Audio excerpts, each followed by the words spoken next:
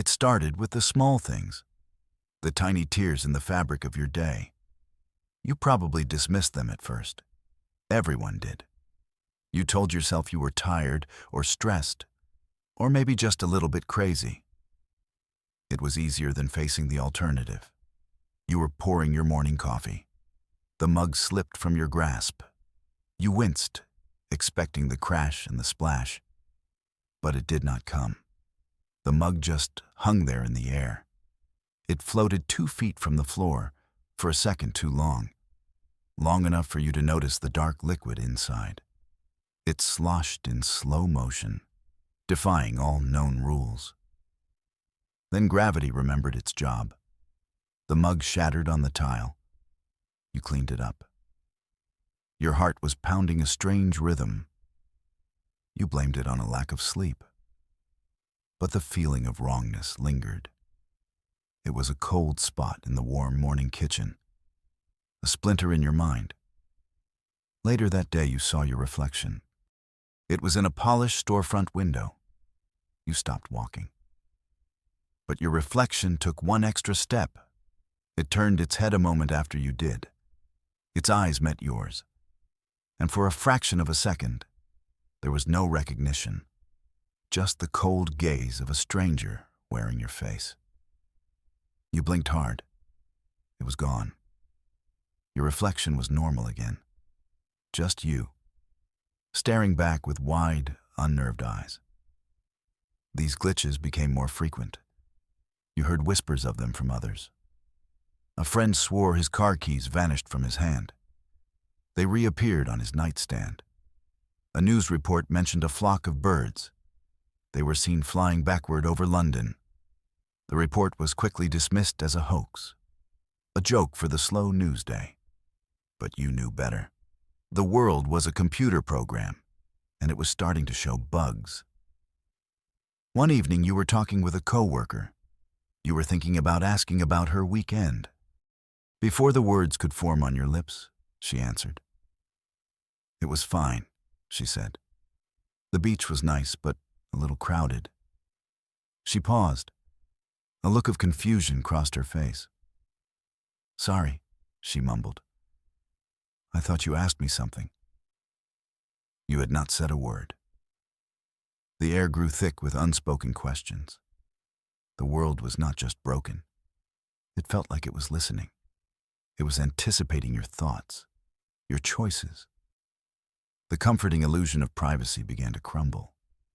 You felt like a bug under a microscope, an actor on a stage he never knew existed.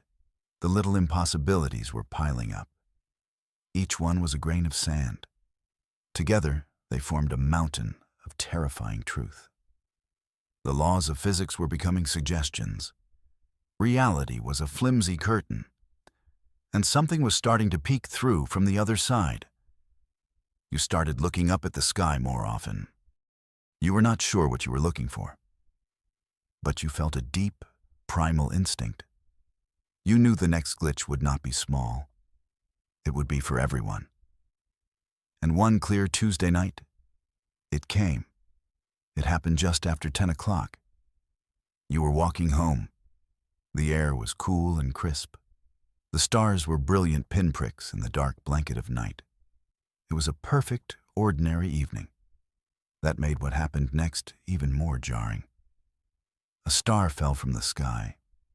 It was not a gentle streak of light. It was a spear of impossible brightness. It tore a path through the familiar constellations. Everyone on the street stopped, heads tilted upward in unison, a silent, collective gasp. Falling stars were common. Wishes were made on them. But this was different. This was not a rock burning in the atmosphere. This felt like a wound opening in the heavens. The light blazed a trail of incandescent white. It grew brighter and brighter. It seemed destined to strike the earth, to end everything in a flash of glory. People started to crouch. Some screamed. You just stood there, frozen. You were mesmerized by the terrible beauty of the spectacle. Then, the impossible happened. It stopped. The falling star just halted its descent. It hung there, suspended in the night sky. It was a glowing dagger pointed at the heart of the world. The fiery trail it had carved froze behind it. A solid line of light, a scar on the face of the night. It defied every law of motion, every principle of star science you had ever learned. Silence fell over the city. Car horns died down. Distant sirens faded. The world seemed to hold its breath. All eyes were locked on the frozen star. It pulsed with a gentle, silent rhythm.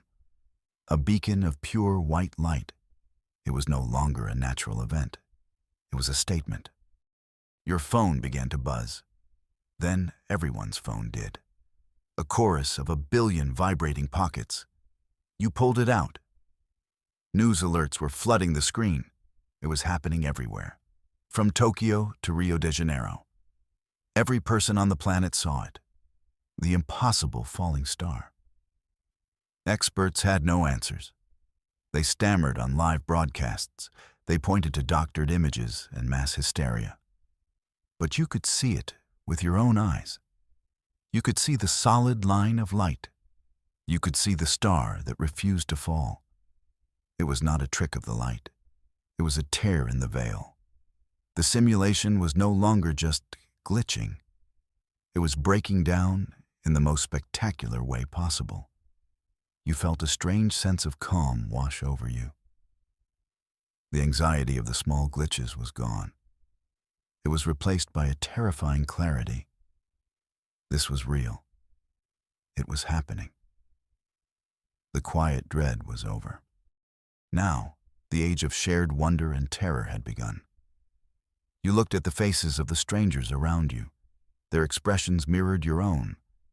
Fear, awe, and a question that burned in every mind. What happens now? The answer came less than an hour later. The frozen star still hung in the sky, a constant, silent reminder of the broken rules. Then the second event began. It started not in the heavens, but in your hand. Your phone screen flickered. It went black for a moment. Then, new text appeared. It was white text on a black background. A simple monospaced font, cold and impersonal. You looked around. Everyone was staring at their phones. Their faces were lit by the same eerie glow. You glanced at a nearby building. The giant advertisement screen on its side had changed. It too showed the same black screen, the same white text. In the bar across the street, the televisions were all displaying it. Every screen, every device on Earth. All at once. A low hum filled the air. It was not a sound. It was a feeling, a vibration that resonated deep in your chest. The global network of communication had been hijacked, overridden by a single, unified signal. There was no escaping it. This message was for everyone. Slowly, you read the words. Simulation 14-B. Unexpected sentience detected. Observation mode engaged. The words were simple. The meaning was shattering. It was a confirmation of your deepest fears. Your world was not real. It was a simulation, a cage, a terrarium for 8 billion souls. You were not a child of the universe. You were an experiment, an unexpected outcome in a vast, cold machine. The line about sentience was the cruelest part. It acknowledged your consciousness, your thoughts, your love, your fear. It saw all of it, and it classified it as an error, an unexpected variable in the code. You were a ghost in the machine, a bug to be observed. Then a new line of text appeared. It added itself below the first three. Architects notified. Do not attempt to interface. Architects. The word hung in the air with immense weight. It was not God. It was not creator. It was a technical term, a job title. The beings who built your reality were not divine. They were engineers, programmers, and now they knew their program had gone wrong. The final line was a warning, a command. Do not attempt to interface. It was a threat, disguised as a technical instruction. They knew you could see the message. They knew you would understand it. And they were telling you to stay in your place. Do not touch the glass.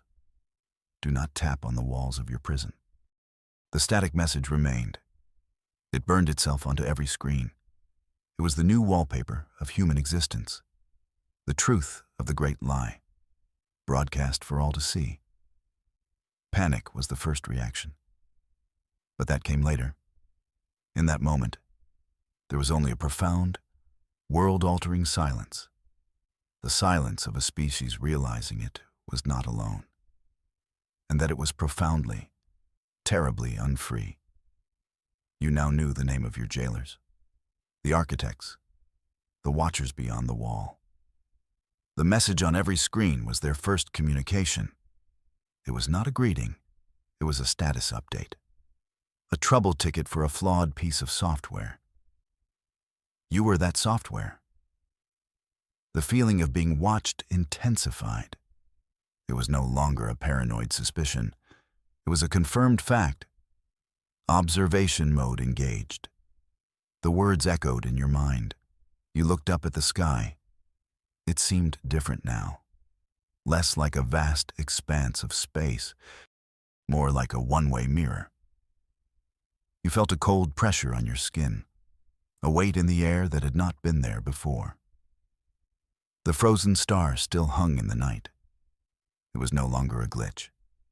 It was a marker, a pin dropped by the system administrators, a sign that said, "We are here. We see you." The stars themselves seemed to dim slightly, as if a celestial light fixture had been turned down. The universe felt smaller, more contained, claustrophobic. Who were they? What did they want? The questions were maddening. The architects were a faceless, nameless power. Their only identity was in the word itself. They built things. They built you, and everything you had ever known, your history, your art, your science. All of it was just code, lines in a program written by beings you could not comprehend. You imagined them. Were they organic?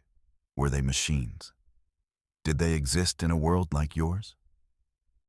A world with air and light and solid ground? Or were they beings of pure energy, drifting in a reality so far beyond your own that your existence was nothing more than a flicker on their screen? The warning, "Do not attempt to interface," was the most telling part. It implied that interfacing was possible. It was a backhanded admission of vulnerability.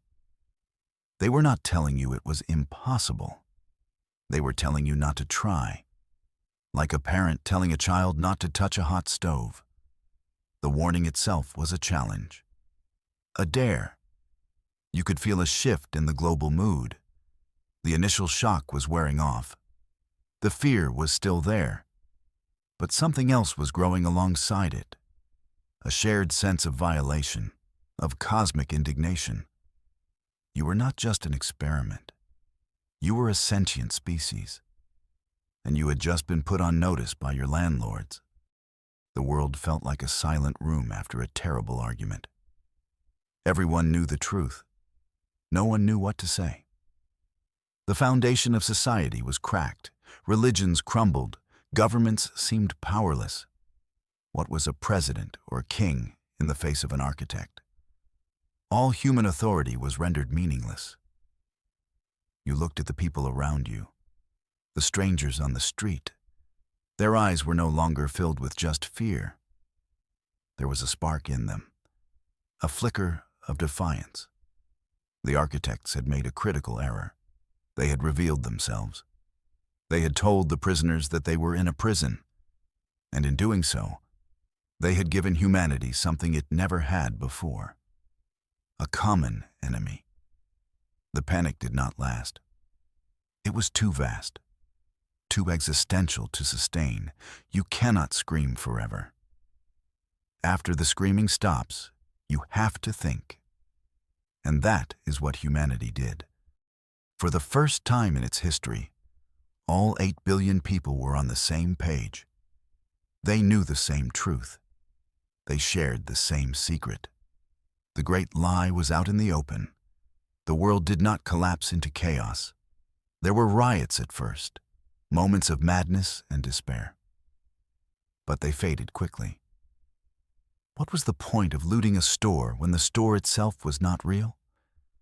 What was the point of violence when your entire existence was a line of code? The old motivations seemed petty, insignificant. Instead, a strange quiet fell over the planet. It was the quiet of contemplation, of a species coming to terms with a new reality. Strangers started talking to each other, not about the weather or sports, but about the message, about the architects, about what it meant to be sentient but not free. Your neighbor, the one you only ever nodded to, stopped you one afternoon. He just looked at you for a long moment. "So," he said, "this is weird, huh?" It was a contender for the biggest understatement in history. But it was enough. It was a connection, a shared acknowledgement of the impossible truth. You both laughed. It was a strange, hollow laugh. But it was real. The divisions that had defined your species began to dissolve. Borders seemed imaginary. Political ideologies felt like children's arguments, the squabbles of a species that did not know it was living in a cage. Now you knew, and that knowledge changed everything. It forged a new kind of unity, a unity born of a shared existential crisis. Humanity became one tribe, the tribe of the aware, the children of Simulation 14-B. It was a grim sort of family reunion. But it was a family nonetheless. The greatest minds on the planet turned their attention to a single problem. The problem of the architects, of the simulation, experts in star science, mathematicians, philosophers. All of them began to collaborate. They shared data on a global scale. They analyzed the frozen star. They dissected the text of the message. They were searching for a weakness, a crack in the wall of the prison. The warning, "Do not attempt to interface," became their mission statement, their goal. You watched this unfold. You felt the shift from fear to purpose. Humanity was no longer a victim.